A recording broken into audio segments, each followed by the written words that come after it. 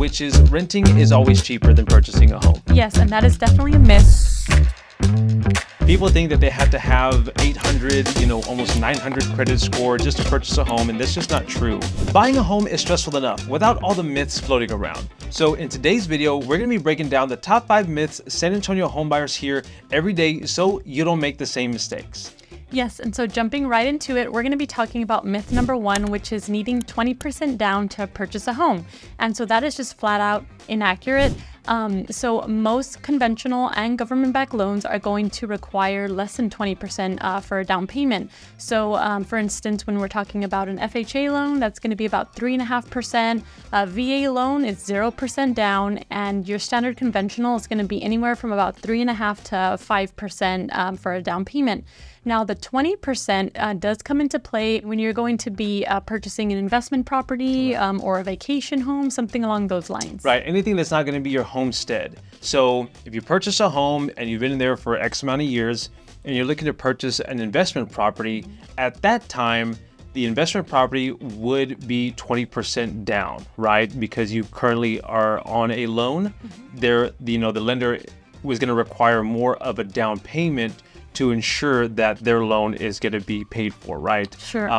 Yes, right. So that's going to be a 20% down payment for any investment properties. Sure. And if you are looking to put down 20% on any of those loans, like even if it's an FHA conventional, then you would be getting rid of that PMI, that private mortgage insurance. But anything under 20%, then that PMI would get tacked onto the loan. All right. Now, before we move to the next topic, we want to let you know that if you're new to the channel, my name is Frank, and this is my wife, Alyssa. We're a husband and wife real estate team here in San Antonio, and we help people buy and sell real estate in and around the San Antonio area. So if you're interested in purchasing a home and you're relocating from another state, or whether you're local, feel free to reach out with the information on the screen with a phone call, text, or email, and we would love to help. And additionally, if you are looking to relocate or specifically you're interested in new construction homes, we'll leave a QR code on the screen so that way you can reference our guides that we've put together for you.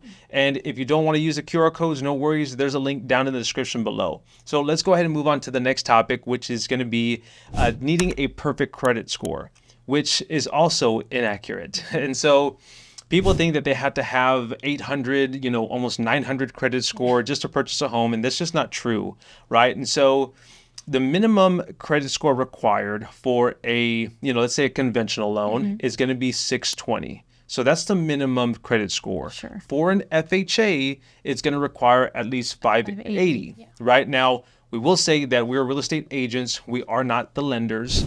Lenders are going to be ones that are going to be putting you through some information, gathering some information from you to verify what your credit score is, what your income, your debt to income ratio is going to be, And all that to get that pre-approval that you'll need for a home purchase. Right, exactly. So having had the experience with several transactions, assisting several clients throughout several years, this is just the information that we know. So starting from ground up, like I said, it's going to be FHA. You need at least a 580. And conventional is going to need at least a 620. Now, you can always have better, because what will happen is that if you use the minimum credit score required, you're going to get the average credit score that is on the market. The interest rate. I'm sorry, interest rate. So right now we're looking at a 6.5% interest rate. That's the national average, right? And so if you have a credit score that is better than 620 or 580, which you can max out a credit score around in the 800s, right? But here in the mortgage, industry, if you will, anything past a 720 is considered maxing out. So even then, even more so, you don't need a perfect credit score. You just need anything above a 720 to account for the best interest rate available on the market. Sure. No, that's a lot of great insight and just information on knowing that you do not need a completely perfect credit score in order to purchase a home. Right. Exactly. Now, in addition to that, right, Alyssa and I, use several negotiation skills, whether it be new construction or whether it be resale, to get our clients more money in the home purchasing process. And you can essentially request more money in closing cost assistance to add to bringing down your interest rate even further, right? Sure, so let's say you don't have the max credit score, we can essentially negotiate more closing cost assistance to put down points into your interest rate. So I just wanted to say that because there's different ways to, negotiate and obtaining like a better interest rate for yourself. Right, exactly. So just want to mention that. All right, now let's move on to the next myth, which is renting is always cheaper than purchasing a home. Yes, and that is definitely a myth because renting can be cheaper, but not always, right? Right. So I think it just depends on several factors, right? One of them being location within the city. That's just one factor of many. But I have seen homes that are for rent that are cheaper than the average mortgage. But I also have seen homes that are for rent that are just about the same as a mortgage, right? I've seen homes that are for rent for, $2,100, $2,200. So it just really depends on the type of home you're looking for. So again, it can be cheaper, but not always. Right. And now just keep in mind that we are located in San Antonio, right? So here with our market, San Antonio in itself is already affordable, right, as far as home purchasing concerned. So in essence, I mean, the rental market is around $1,700 to $1,900 a month on average here in the San Antonio area. So depending on if you're looking at other states, this information can sway positive or negative because in other areas, home prices are already up, 3x from original pricings, right, from years ago. But at the same time, their average price point of rentals are actually higher, maybe around $2,000 to $2,500, which here in San Antonio, with a home affordability, you can see a starter home cost about $2,000 to $2,500. And even if not starter homes, you can get mid-level homes in that price range. So location is everything geographically, and then location is everything even hyper-locally within San Antonio, from communities to different sides of the town to different neighborhoods. So I would say that renting being always cheaper isn't really correct, because home purchasing can also be just as valuable, if not equal to that. Sure, no, definitely. And now moving on to myth number 4, which is going to be now is a bad time to buy. Right. Now, is buying a home in today's economy a bad idea? Well, it depends on your stage of life, and it depends on your current situation, right? Understanding that we're not here to disrespect anybody in whether they're renting or whether they're considering purchasing a home. Everybody's in a different position, right? So is it a bad time to buy? Well, financially, if you are able to maintain a mortgage payment and be responsible enough to keep your monthly payments done, I guess, if you will, then I would say why not? Because the flip side to that is living in an apartment complex or living in a rental. And let's say you're on the third story of an apartment complex. Maybe you have dogs, maybe you have small children, and then getting groceries going up and down may not be something that you're interested in. Not that that's wrong, and not that that's not okay, because heck, we were in an apartment before, and that's just the fact. So we understand what it's like to a degree. But I would say that if you're looking at purchasing a home, well, in the years, right, I guess annually, you could say that purchasing a home at the end of the year is also actually better because of holidays. And just like a slower pace. Right, because of the seasonality of it. Yeah. People often tend to find maybe better deals, right? More incentives in that time, just because of the slower pace of the market. So is now a bad time to buy? Not necessarily. Again, like Frank mentioned, it really just depends on your season of life, what your goals are, right? What your long-term goals are, what your priorities are, and what you can comfortably afford at the time, right? If all of those things align for you, then it may be a good time. If there's several things that don't align for you and you need to wait, then, you need to wait. So it just really depends on the timing is going to depend on you individually, what is going to be best for you.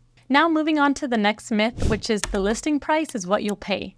Right. Now, that's not always true, right? So that's not true as long as you use Alyssa and I, right, as your real estate agents, because we have a tremendous amount of negotiating skills, right? We're not afraid to ask, and we're not afraid to just save you more money, right? Because all in all, at the end of the day, $1 is $1, and that's a lot of money these days. So So when we're looking at resale homes, for instance, right, homes that have been purchased by others and they're selling for X reason, they're relocating or what have you, they're listing their home for 315,000.